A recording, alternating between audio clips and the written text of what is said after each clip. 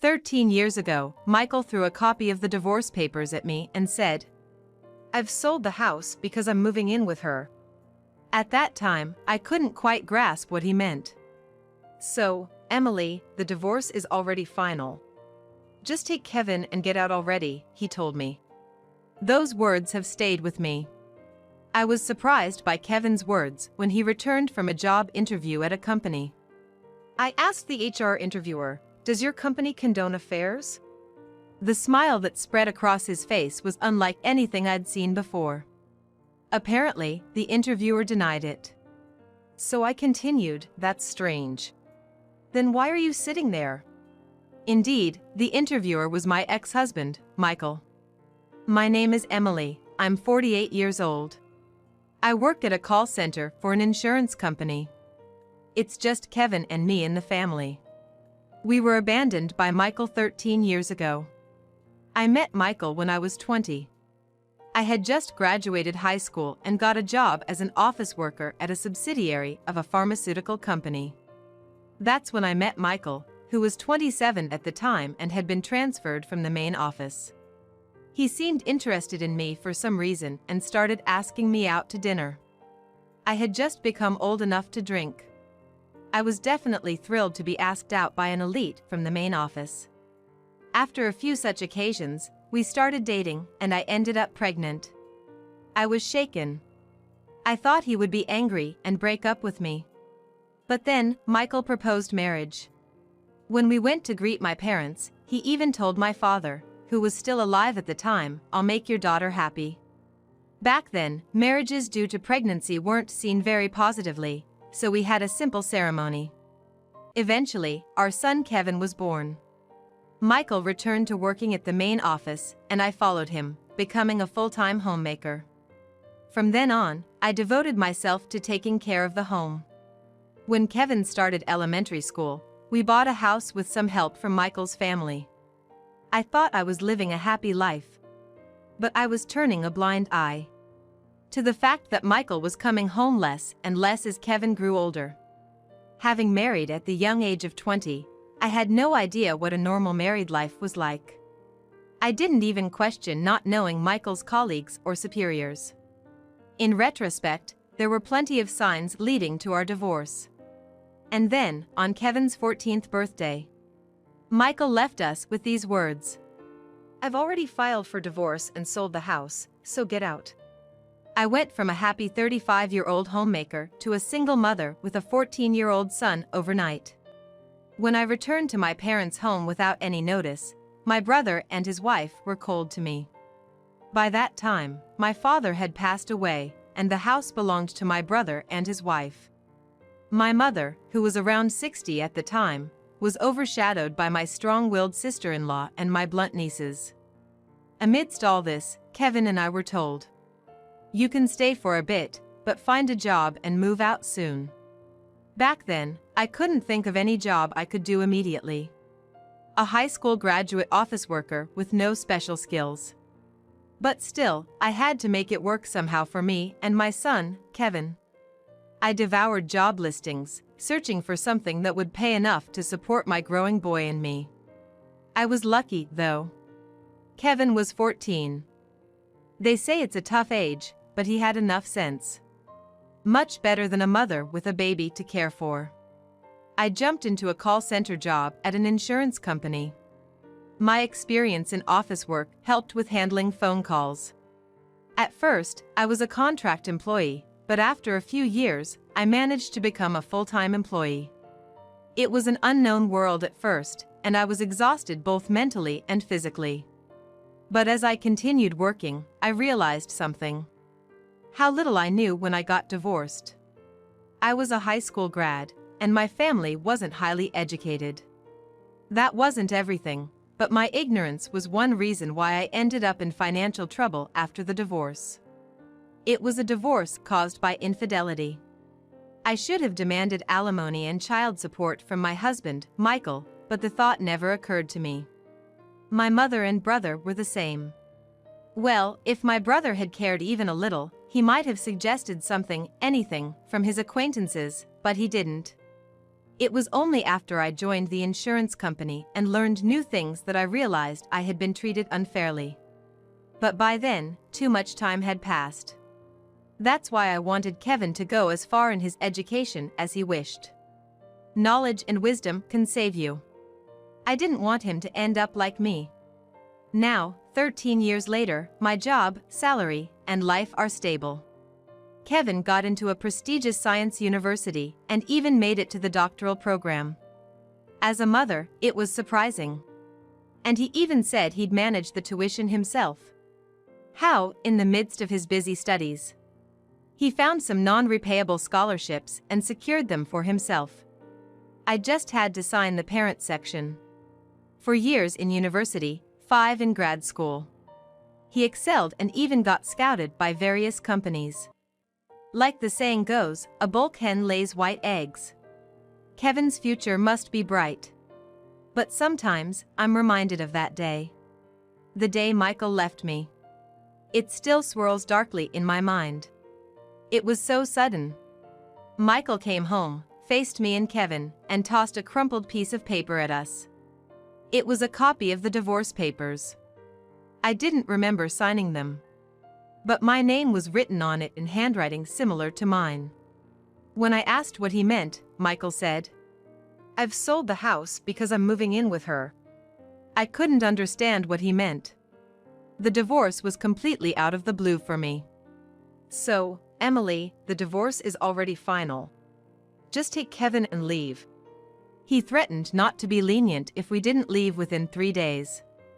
I was 35 at the time, having been just a homemaker for 14 years.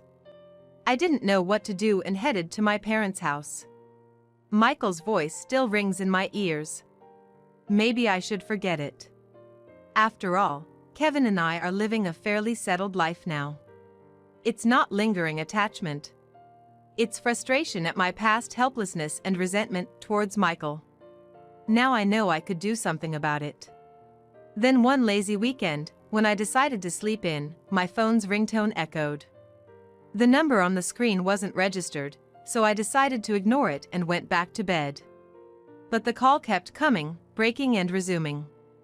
Eventually, I heard a voice from the voicemail. It was my ex-mother-in-law. Repeating, "Please let me speak to your son." I wondered what she meant, but I decided not to answer directly. Later in the evening, Kevin returned home in a suit. When I mentioned the call, he burst into laughter, so she did come after all. He laughed so hard, shaking and banging on the table, tears in his eyes. "Kevin, what have you done?" "It's a job interview at the company today, right? I told you that, didn't I?" "Liar! Tell your mother the truth." "It's not exactly a lie," Kevin began, explaining what had happened that day. The interview was indeed a fact.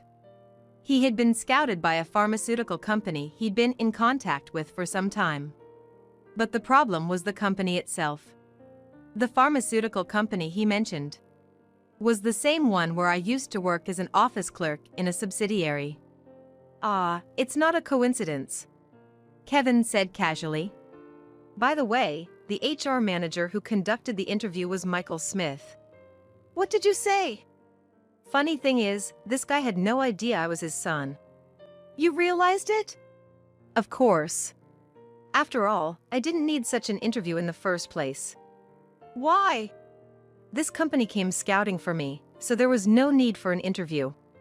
"But as HR manager, he must have seen your resume, right?" "He must have. But my appearance has changed a lot since middle school, right? Hairstyle, vibe, all that." "Well, that's true." 13 years is a long time. Plus, I doubt he even remembered my face from back then. Now that he mentioned it, that was true.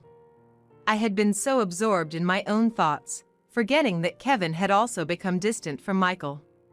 More importantly, seeing my current address and academic background, even with the same name, he wouldn't realize I'm his son. That might be true. 13 years ago, in his second year of middle school, Kevin had been, at best, slightly above average in his class. But after our divorce and his transfer to a new school, He began studying unusually hard. His grades suddenly shot to the top. He went to a high school that matched his academic performance, maintaining nearly the top spot in the science classes. Then he attended a prestigious national university.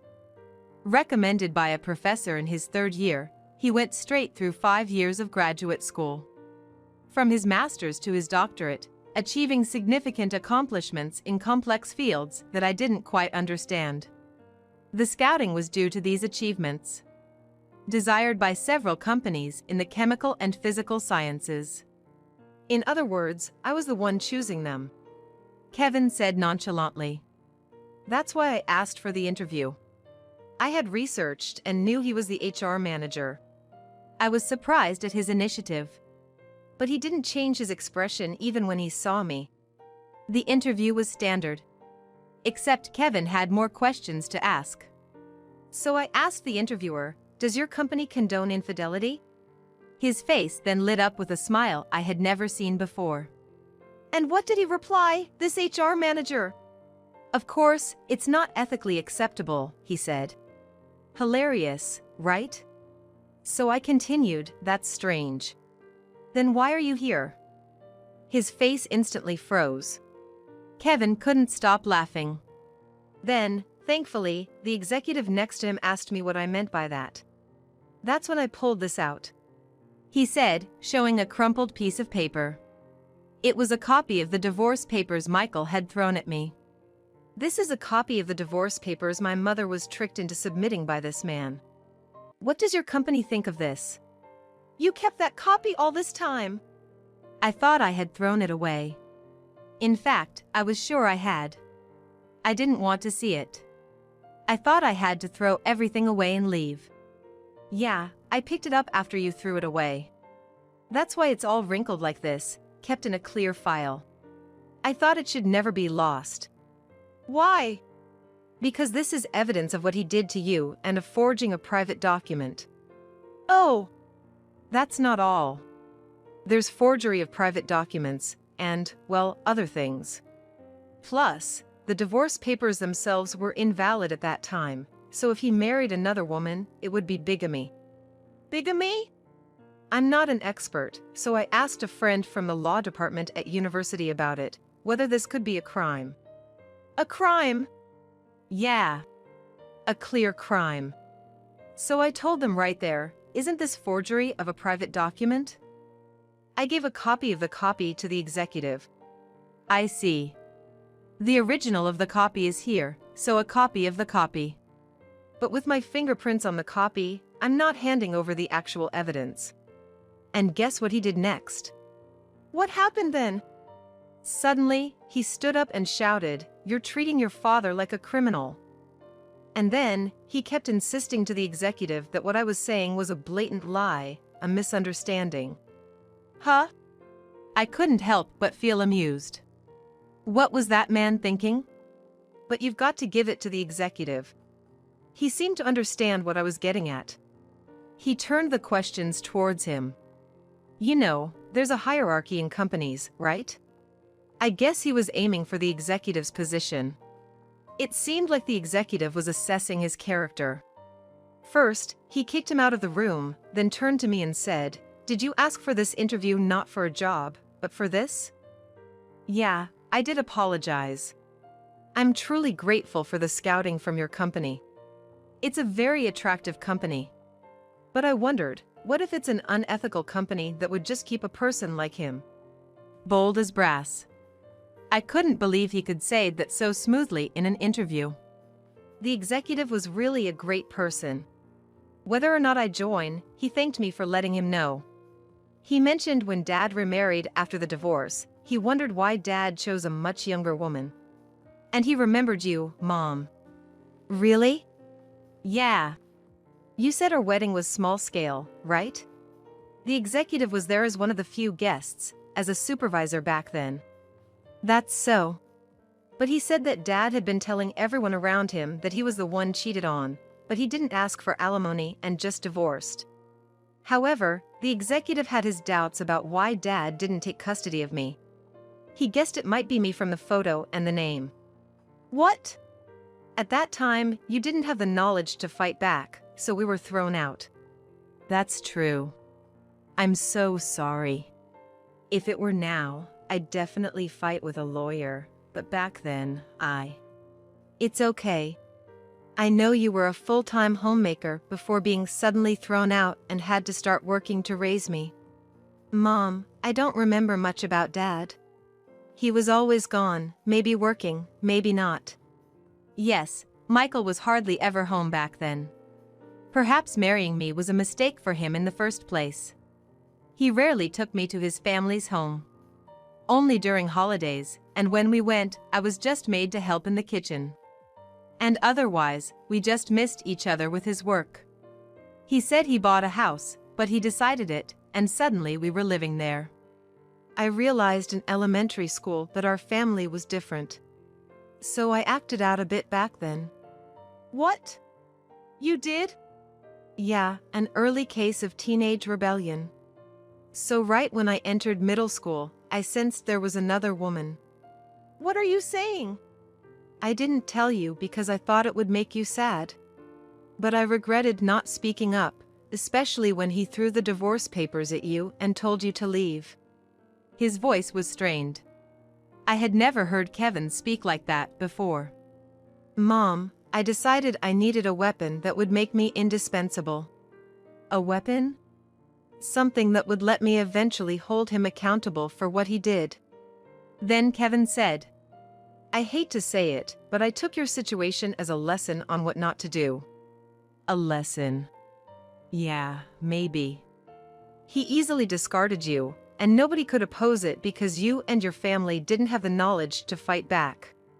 To be honest, I'm also angry at your brothers. You're not going to, your uncles? No, too much hassle.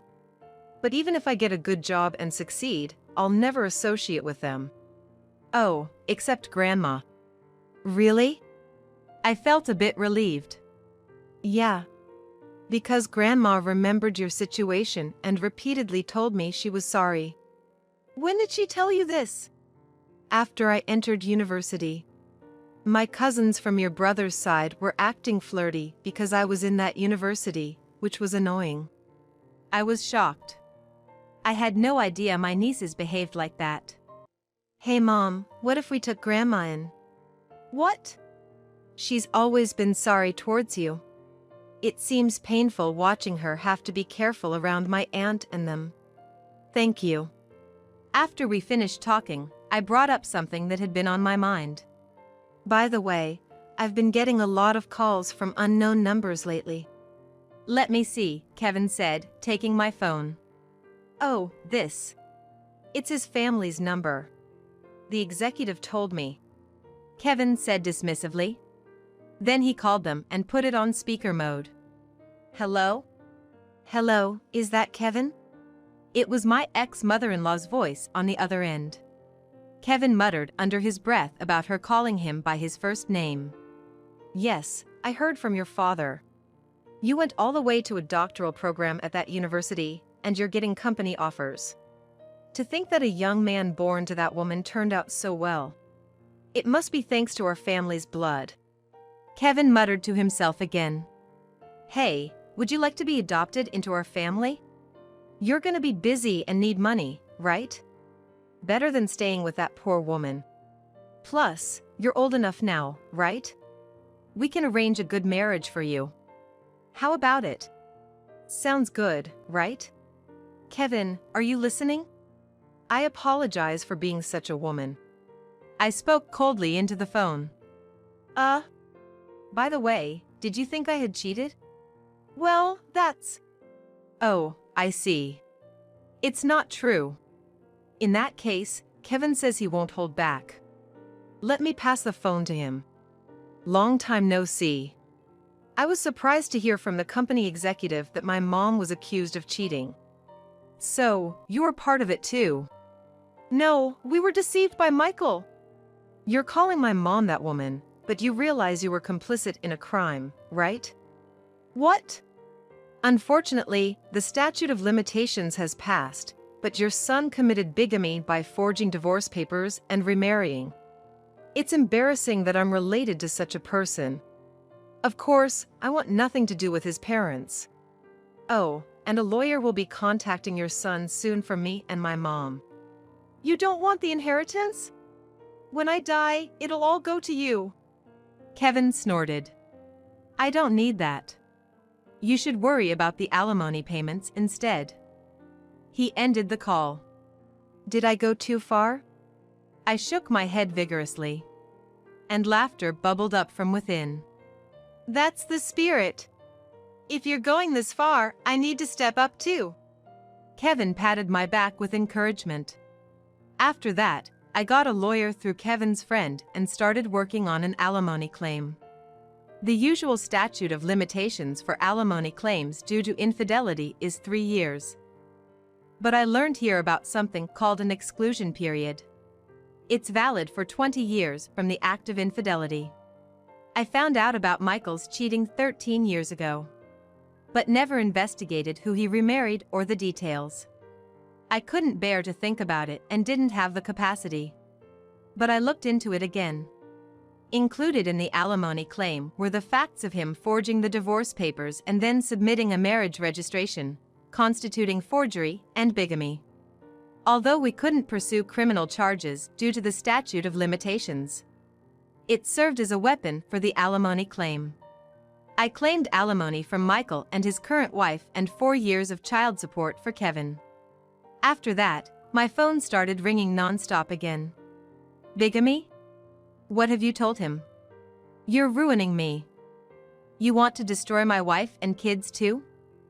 I let you live comfortably for 14 years. Don't think this will end here. So I replied just once. Why not sell your house then? And then I changed my phone number. As a result of our double attack, Michael paid the alimony, was demoted from HR manager, and transferred to a far-off factory as an assistant manager. I heard this from the executive I met again. Apparently, his new position is akin to a nominal busybody, unable to defy the factory manager. Indeed, even with the statute of limitations, now that several of his crimes have come to light, his reputation has hit rock bottom. He was on the elite track in the company, but now it's over. The pharmaceutical company's factory is located far from the capital region. Michael had to sell his apartment and turn it into alimony for me as part of his transfer.